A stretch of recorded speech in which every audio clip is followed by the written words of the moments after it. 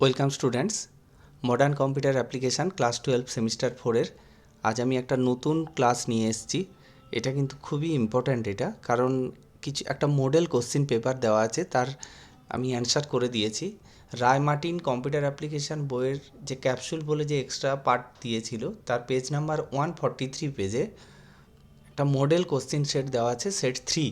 আমি তার অ্যান্সারটাই আজকে তোমাদেরকে বলছি। প্রথম আছে বিভাগ ক, গ্রুপ এ থেকে 2 মার্কসের কোশ্চেন আসবে। ডেটা ডিকশনারির সংজ্ঞা দাও। আমি স্ক্রিনে দিয়ে দিয়েছি ডেটা ডিকশনারির সংজ্ঞা, তোমরা অলরেডি পড়ে নিয়েছো, আমি তার অ্যান্সারটা দিয়ে দিলাম, তোমরা পারলে এটা স্ক্রিনশট নিয়ে নিও। নেক্সট আসছি, একজন ডেটাবেস ইউজারের নাম লেখো এবং কোনো রিলেশানের কার্ডিনালিটি কী। তো ডেটাবেস ইউজার, ডেটাবেস অ্যাডমিনিস্ট্রেটর একজন ডেটাবেস ইউজার হতেই পারে। আর কার্ডিনালিটি বলতে বোঝায় যে একটি টেবিলের মোট রো বা রেকর্ডের সংখ্যাকে কার্ডিনালিটি বলা হয়। নেক্সট পরের প্রশ্ন আসছি, ব্যাচ প্রসেসিং অপারেটিং সিস্টেমের দুটি সুবিধা লেখো। ব্যাচ প্রসেসিং অপারেটিং সিস্টেম বলতে কি, এটি অনেক বড় কাজকে কোনো মানুষের হস্তক্ষেপ ছাড়াই প্রসেস করতে পারে আর আইডল টাইম কমিয়ে প্রসেসরের দক্ষতা বাড়ায়, কারণ একটি কাজ শেষ হলে অটোমেটিকভাবে পরের কাজটা শুরু হয়ে যায়। নেক্সট আসছি, মাল্টিটাস্কিং এবং মাল্টিপ্রোগ্রামিং অপারেটিং সিস্টেমের দুটি পার্থক্য লেখো। মাল্টিপ্রোগ্রামিং বলতে বোঝায় যে একসাথে অনেকগুলো প্রোগ্রাম মেমোরিতে থাকে এবং সিপিইউ একটি কাজ ব্লক হলে অন্যটিতে যায়। আর মাল্টি টাস্কিং বলতে কী বোঝায়, যে সিপিইউ সুইচ করে যায়, মানে এক প্রসেস থেকে অন্য প্রসেসে, এক টাস্ক থেকে অন্য কাজে সুইচ করে যায়। নেক্সট, ভার্চুয়াল সহকারী প্রযুক্তি, ভার্চুয়াল অ্যাসিস্ট্যান্ট টেকনোলজি বলতে কী বোঝো, এটা এআই এর প্রশ্ন। ভার্চুয়াল অ্যাসিস্ট্যান্ট বলতে কি, যে ধরনের সফটওয়্যার যা ভয়েস কমান্ড বা টেক্সটের মাধ্যমে ব্যবহারকারীর প্রশ্নের উত্তর দেয়, যেমন গুগল অ্যাসিস্ট্যান্ট, অ্যালেক্সা, সিরি, এগুলো হচ্ছে ভার্চুয়াল অ্যাসিস্ট্যান্ট। নেক্সট আসছি, ভাষা প্রক্রিয়াকরণ প্রযুক্তির কাজ কী। এনএলপির অনেকগুলো কাজ আছে, এখানে যেহেতু 2 নম্বরের প্রশ্ন, তাই আমি দুটো দিয়েছি, যে একটা হচ্ছে ভাষা বুঝতে পারে, যে কোনো ভাষা মানুষের স্বাভাবিক ভাষাকে বুঝতে পারে, মানুষের স্বাভাবিক ভাষাকে বুঝতে পারে এবং বিশ্লেষণ করে, এবং সেটা কম্পিউটার তার মানে বুঝতে পারে। আর সেকেন্ড কাজ হচ্ছে ভাষা রূপান্তর বা অনুবাদ, এক ভাষা থেকে অন্য ভাষায় অটোমেটিকভাবে ট্রান্সলেট করতে পারে, বা মানুষের কণ্ঠস্বরকে লেখা, স্পিচ টু টেক্সট বা লেখাকে মানুষের কণ্ঠস্বরে পরিণত করতে পারে। এর পরের বিভাগ আসছি বিভাগ খ। বিভাগ খতে প্রথমেই দেওয়া আছে উদাহরণসহ ফরেন কি ডেফিনেশান, সংজ্ঞা দাও।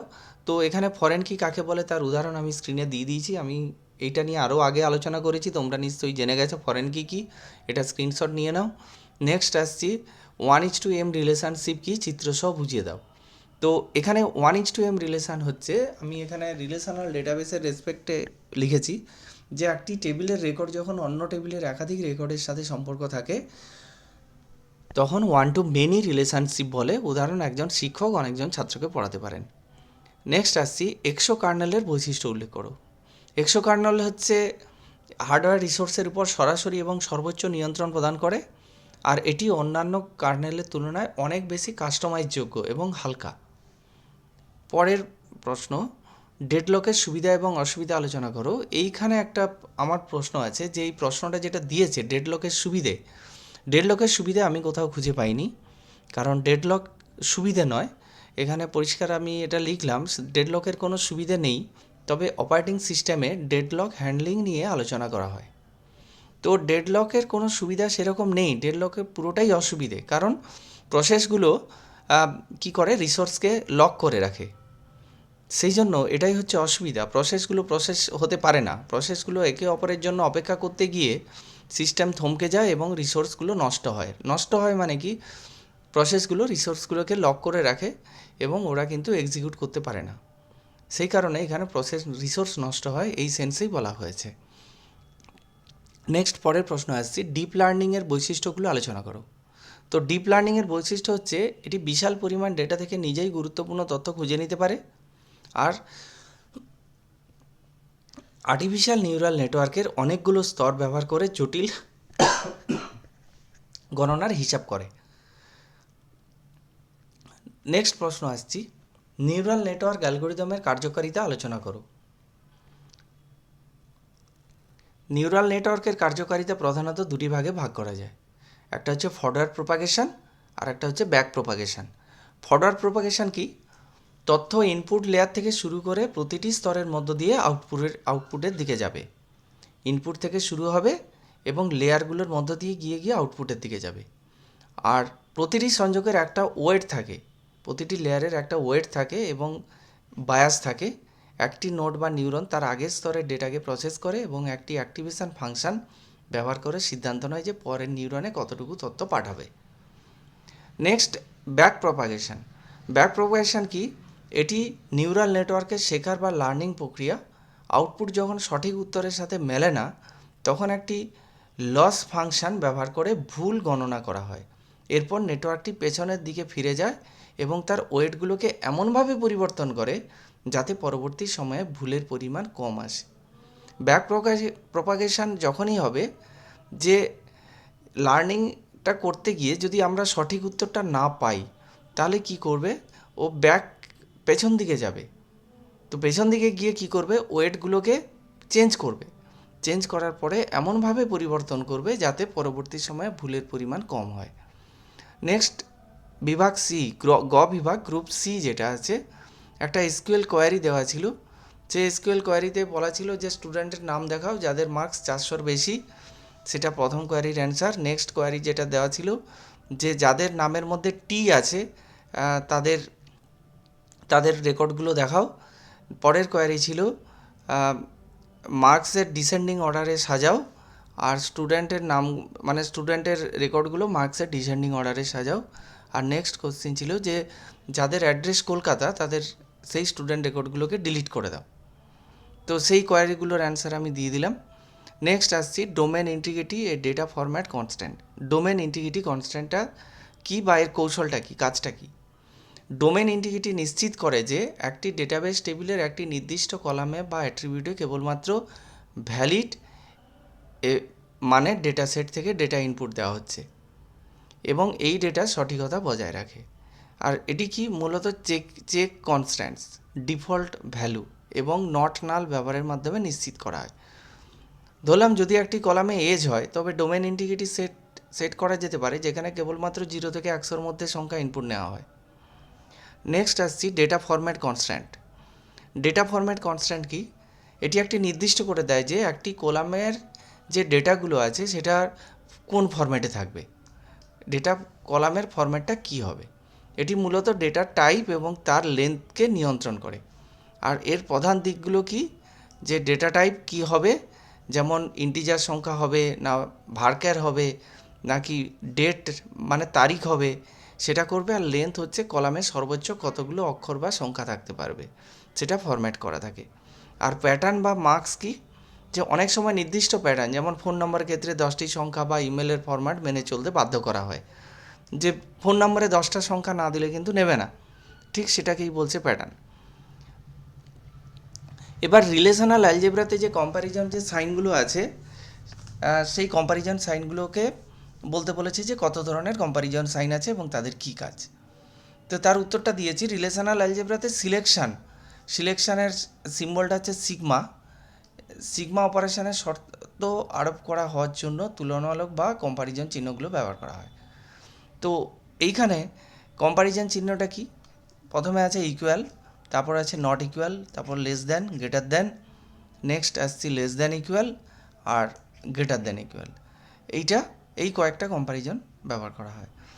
পরের প্রশ্ন, একটা এমপ্লয়ি এবং এমপ্লয়ি স্যালারি টেবিল, দুটো স্যালারি টেবিল দেওয়া ছিল এবং সেই টেবিলের কিছু কোয়ারি দেওয়া ছিল।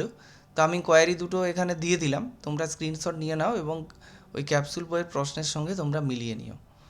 নেক্সট কোশ্চেন হচ্ছে shortest remaining time first scheduling. এইখানে একটা প্রবলেম দেওয়া আছে, এই প্রবলেমটা একটু সলভ করতে হবে। তো এখানে একটা টেবিল দেওয়া আছে, যে টেবিলে দেওয়া আছে একটা প্রসেস, তার অ্যারাইভাল টাইম এবং তার বাস টাইম। তো এখানে যেহেতু শর্টেস্ট জব শিডিউলিং, তাই ফার্স্ট আমরা নেব প্রসেস P2, তাই P2 ফার্স্ট এক্সিকিউট হবে। এই জন্য এর কোনো ওয়েটিং টাইম নেই, তাই এর ওয়েটিং টাইম 0। নেক্সট P1, কারণ এটা 9 সেকেন্ড আছে, তো এটা প্রথম অ্যারাইভাল টাইম 0 করেই এসেছিলো, তাহলে এর ওয়েটিং টাইম কত হবে? এর ওয়েটিং টাইম হবে 4। তাহলে P2-র কোনো ওয়েটিং টাইম নেই, কিন্তু P1-এর ওয়েটিং টাইম 4। তার কারণ P2 এক্সিকিউট করতে 4 সেকেন্ড সময় নিয়েছে। আমি ধরলাম বাস টাইম যেটা দেওয়া আছে এটা সেকেন্ড, তাহলে 4 সেকেন্ড সময় নিয়েছে, তাহলে P1-এর ওয়েটিং টাইম 4। ঠিক একইভাবে P3-র ওয়েটিং টাইম কত হবে? কারণ P2 এক্সিকিউট করতে যে সময়টা নিয়েছিল সেটা হচ্ছে 4 সেকেন্ড, আর P1 এক্সিকিউট করতে সময় নিয়েছিল 9 সেকেন্ড।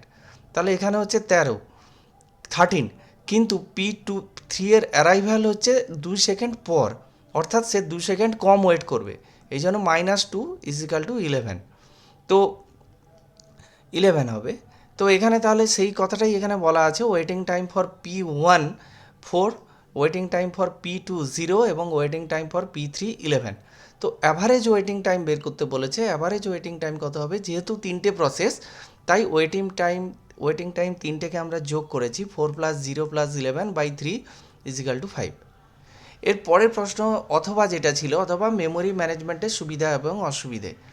তো মেমোরি ম্যানেজমেন্টের সুবিধা এবং অসুবিধে কী আছে? মেমোরি ম্যানেজমেন্টের দুটো সুবিধা এবং দুটো অসুবিধা দিয়েছি আমি, যেহেতু 5 নম্বরের প্রশ্ন। মেমোরির সর্বোচ্চ ব্যবহার, efficient utilization of memory, memory যাতে অপচয় না হয় এবং অব্যবহৃত মেমোরি খুঁজে বের করে প্রয়োজন অনুযায়ী বিভিন্ন প্রোগ্রামকে বরাদ্দ করা হয়। আর মাল্টি প্রোগ্রামিং ও মাল্টিটাস্কিংয়ের ক্ষেত্রে একই সঙ্গে অনেকগুলো অ্যাপ্লিকেশান বা প্রোগ্রাম চালানো সম্ভব হয় এবং সেই প্রসেসগুলোকে মেমোরিতে আলাদা আলাদা জায়গা নির্ধারণ করে রাখা হয়। আর মেমোরি ম্যানেজমেন্টের দুটো অসুবিধা হচ্ছে, প্রথমটা হচ্ছে সিস্টেম ওভারহেড। সিস্টেম ওভারহেড মানে কি? মেমোরি ম্যানেজমেন্ট করার জন্য অপারেটিং সিস্টেমকে অতিরিক্ত কিছু কাজ করতে হয়, হ্যাঁ, যেমন কি পেজ টেবিল মেনটেন করা, ফ্রি স্পেস চেক করা। এতে প্রসেসরের কিছুটা ক্ষমতা বা সময় অপচয় হয়, সিস্টেম সামান্য ধীরগতি হয়ে পড়ে। আর মেমোরি ফ্র্যাগমেন্টেশন, মেমোরি ম্যানেজমেন্ট করতে গিয়ে মানে মেমোরিকে বারবার অ্যালোকেশন এবং ডিঅ্যালোকেশন করার ফলে কি হয়? অনেক ছোট ছোট খালি জায়গা তৈরি হয়, যা কোনো বড় প্রোগ্রাম চালানোর জন্য কাজে আসে না। একে বলা হয় ফ্র্যাগমেন্টেশন। নেক্সট, পরের প্রশ্ন, এআই নির্ভর শিক্ষার সুবিধা এবং অসুবিধা। এআই নির্ভর শিক্ষার সুবিধা এবং অসুবিধা এখানে আমি কয়েকটা তিনটে করে দিয়েছি, সুবিধা দিয়েছি। যেমন ব্যক্তিগত শিক্ষা, যে এআই প্রতিটি ছাত্রের শেখার গতি এবং ক্ষমতা অনুযায়ী আলাদা আলাদা পাঠ্যসূচি তৈরি করতে পারে, যা ছাত্রের দ্রুত উন্নতিতে সাহায্য করে। কেউ যদি বলে ডিটেলস আমাকে দাও, তাহলে এআই তাকে ডিটেলস দেবে। কেউ যদি বলে মিডিয়াম দাও, তাহলে মিডিয়াম দেবে। কেউ যদি বলে আমাকে শুধু বোঝার মতো করে বলো, সে এআই বোঝার মতো করেই তাকে বলবে। আর 24/7 অ্যাভেলেবিলিটি, দিন রাত যে কোনো সময় এআই চ্যাটবট বা টিউটোরিয়ালদের কাছ থেকে পড়াশোনার সমাধান পাওয়া যেতে পারে। আর নেক্সট, থার্ড পয়েন্ট হচ্ছে ইনস্ট্যান্ট ফিডব্যাক। পরীক্ষা বা হোমওয়ার্ক জমা দেওয়ার সাথে সাথেই এআই সেটির মূল্যায়ন করে ভুলগুলো ধরিয়ে দিতে পারে, ফলে ছাত্ররা সাথে সাথেই শিখতে পারে। নেক্সট, অসুবিধা কী? অসুবিধা হচ্ছে ল্যাক অফ সোশ্যাল ইন্টারাকশান, সামাজিক মেলামেশার অভাব। এআই পড়ে যদি কোনো একজন ছাত্র, তুমি যদি পড়াশোনা করো, তাহলে তোমার টিচারের সঙ্গে ইন্টারাকশান, তোমার বন্ধুদের সঙ্গে ইন্টারাকশান, যে সামাজিক বন্ধন এবং দলগত যে কাজ শেখার সুযোগ, তা কমে যাবে। ডেটা প্রাইভেসি নষ্ট হবে, তোমাদের যে ব্যক্তিগত তথ্য এবং পড়াশোনার রেকর্ড, সেটা ডিজিটাল মাধ্যমে থাকার জন্য হ্যাকিং বা অপব্যবহারের ঝুঁকি থাকতে পারে। আর কি? সৃজনশীলতা এবং চিন্তাশক্তির হ্রাস, কারণ এআই সবসময় তোমাকে অ্যাসিস্ট করছে, তুমি আর কোনো কিছু ক্রিটিক্যাল থিঙ্কিংয়ে তুমি আর যাবে না। যখনই ক্রিটিক্যাল থিঙ্কিং আসবে, তুমি এআইয়ের কাছ থেকে উত্তর পেয়ে যাচ্ছ, তাহলে তোমার চিন্তা করার ক্ষমতাটাই চলে যাচ্ছে এবং তোমার পরিশ্রম করার মানসিকতাটাই কমে যাচ্ছে। এটা কিন্তু সবচেয়ে খারাপ দিক। এর অথবা যে প্রশ্নটা ছিল, কোন কোন ক্ষেত্রে এআই ঝুঁকি সৃষ্টি করে, তাহলে এআইয়ের যে ঝুঁকিগুলো করে তার প্রধান 5টা পয়েন্ট আমি নিচে দিয়েছি। চাকরির বাজারে অটোমেশন ও বেকারত্ব,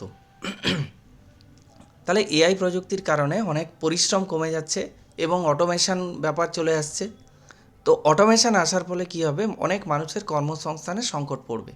ব্যক্তিগত গোপনীয়তা বা প্রাইভেসির অভাব, এআই সিস্টেমগুলো বিশাল পরিমাণে ব্যক্তিগত ডেটা বিশ্লেষণ করে, যা অনেক সময় ব্যবহারকারীর অনুমতি ছাড়াই হতে পারে এবং ব্যক্তিগত তথ্যের নিরাপত্তা বিঘ্নিত হয়।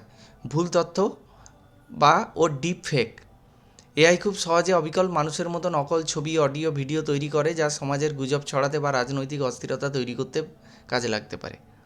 আর অ্যালগোরিদমিক বায়াস, যদি এআইকে ভুল বা একপাক্ষিক ডেটা দিয়ে প্রশিক্ষণ দেওয়া হয়, তবে সেটি সিদ্ধান্ত নেওয়ার ক্ষেত্রে কিন্তু বায়াসনেস চলে আসতে পারে। আর স্বয়ংক্রিয় মারণাস্ত্র নিরাপত্তার ঝুঁকি, যুদ্ধের ক্ষেত্রে এআই চালিত ড্রোন বা স্বয়ংক্রিয় অস্ত্রশস্ত্র ব্যবহার করা হলে তা নিয়ন্ত্রণের বাইরে চলে যাওয়ার এবং সাধারণ মানুষের জন্য বড় বিপদ ডেকে আনার ঝুঁকি থাকে। তো এই সেট 3-র সমস্ত প্রশ্ন আমি বলে দিলাম, উত্তরও বলে দিলাম। তোমরা ভালো করে পড়বে, তোমরা পরীক্ষার জন্য প্রিপারেশান নাও। আমার এই ক্লাসটা যদি ভালো লেগে থাকে অবশ্যই লাইক করো এবং কমেন্ট করে জানাও কেমন লেগেছে। আমার চ্যানেলে নতুন হয়ে থাকলে study computer science with Manas Roy চ্যানেলটিকে অবশ্যই সাবস্ক্রাইব করো। Thank you.